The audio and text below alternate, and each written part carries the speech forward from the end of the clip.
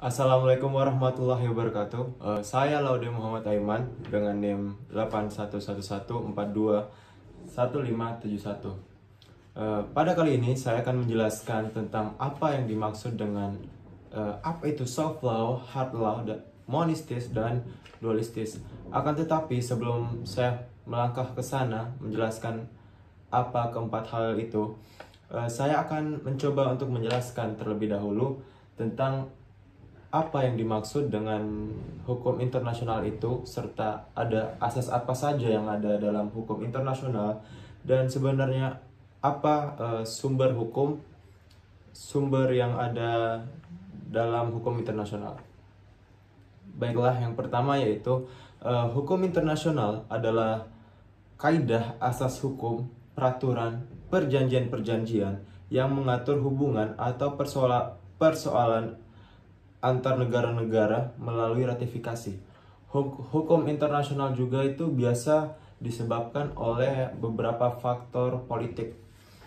Lalu berikutnya yaitu dalam hukum internasional terdapat asas pasca sunt servanda yang memiliki arti sebuah asas kepastian hukum dalam perjanjian, yang menyatakan kepastian hukum dalam suatu perjanjian, yang menyatakan setiap perjanjian yang dibuat secara sah berlaku sebagai undang-undang bagi mereka yang dibuatnya, karenanya dilindungi secara hukum. Lalu yang berikutnya, hukum internasional itu pada mulanya lebih banyak berpedoman kepada kebiasaan negara-negara dan kepada pendapat para ahli hukum ternama. Pasal yang secara resmi yang merupakan sumber hukum formal daripada hukum internasional adalah terdapat di dalam pasal 38 ayat 1 Statuta Mahkamah Internasional. Baiklah, kali ini saya akan menjelaskan 4 hal yang saya akan jelaskan, yang seperti saya bilang di awal tadi, yaitu sebenarnya apa itu yang dimaksud dengan soft law, hard law, monistis, serta dualistis. Yang pertama yaitu adalah soft law. Soft law merupakan perjanjian yang mengikat secara moral, sedangkan hard law merupakan perjanjian yang mengikat secara hukum. Lalu yang ketiga yaitu monistis. Sebenarnya yang dimaksud oleh monistis itu adalah monistis menyatakan bahwa sistem hukum nasional dan internasional membentuk satu kesatuan. Aturan hukum nasional dan internasional yang telah diterima oleh suatu negara sama-sama menentukan apakah suatu tindakan itu sesuai dengan hukum atau tidak. Di suatu negara yang murni menganut monistis, hukum internasional sama sekali tidak perlu diubah menjadi hukum nasional.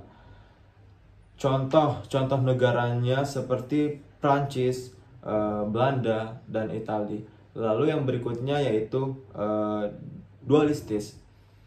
Sedangkan dualistis itu menekankan perbedaan antara hukum nasional dan internasional, dan mewajibkan pengubahan hukum internasional menjadi hukum nasional. Tanpa pengubahan, hukum internasional tidak diakui secara hukum. Dalam sistem dualistis, hukum internasional mesti diubah ke dalam hukum nasional, dan hukum nasional yang bertentangan dengan hukum internasional harus sesuai atau dihapus. Contoh negara yang menganut faham ini adalah Inggris dan Australia. Bahkan ada negara yang menganut kedua hal ini, yaitu monistis dan dualistis, yaitu negara Amerika Serikat. Amerika Serikat itu memiliki sistem monistis dan dualistis campuran. Saya kira itu saja yang dapat saya sampaikan, dapat saya jelaskan. Semoga jelas dan dapat difahami. Mohon maaf jika terdapat kesalahan kata dan kurang jelas. Terima kasih. Assalamualaikum warahmatullahi wabarakatuh.